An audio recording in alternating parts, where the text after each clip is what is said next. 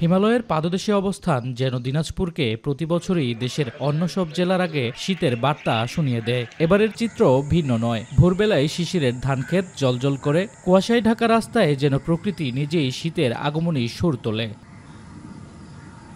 দিনে রোদের উষ্ণতা থাকলেও রাত বাড়ার সঙ্গে সঙ্গে হাওয়া হয়ে ওঠে কনকনে। তাই ঘরে ঘরে শুরু হয়ে গেছে শীতের প্রস্তুতি। আলমারি থেকে বের করা হচ্ছে কম্বল, সোয়েটার আর উলের চাদর। শহরের চায়ের দোকানে ধোয়া ওঠা চায়ের কাপে জমেছে মানুষের ভিড়। সকালবেলা কুয়াশায় দেরিতে অফিসের কাজে বাইরে আসি, পাশাপাশি রাতের বেলা কম্বল নিয়ে থাকতে হয়। 3-4 দিন থেকে ঠান্ডা বেশি, রাত্রে খুব প্রচণ্ড ঠান্ডা, সকালেও ঠান্ডা। প্রাইভেটে যাই, একটু ঠান্ডা পড়ে, আর আবার দুপুরে রোদ উঠে, আবার সন্ধ্যায় ঠান্ডা হয়। কিন্তু প্রকৃতির এই পরিবর্তন সবাইকে আনন্দ দেয় না। শীত মানেই চিন্তার নতুন চাদর গায়ে চাপা পরে নিম্নয়ের মানুষের।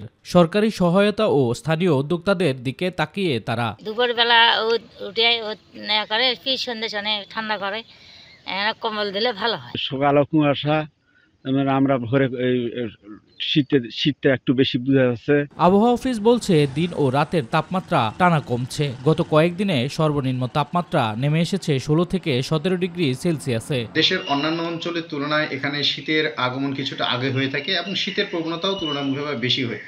সেই ধারাবাহিকতা দেখা যাচ্ছে যে বর্তমানে উত্তরের যে হিমেল বায়ুপ্রবাহ সেটি এই অঞ্চলে সক্রিয় রয়েছে, যার ফলে মৃদু শীতের যে অনুভূতি সেটি বিরাজমান রয়েছে। দিনাজপুরের আগাম শীতের এই করানারা যেন প্রকৃতির নীরব ভাষায় বলা এক বার্তা। ঋতু বদলায় কিন্তু মানুষের দৈনন্দিন সংগ্রাম একই থাকে। তাই এই সময়ে শুধু প্রকৃতি উপভোগ নয়, দরকার সমাজের প্রতি আরও মানবিক দায়িত্ববোধ।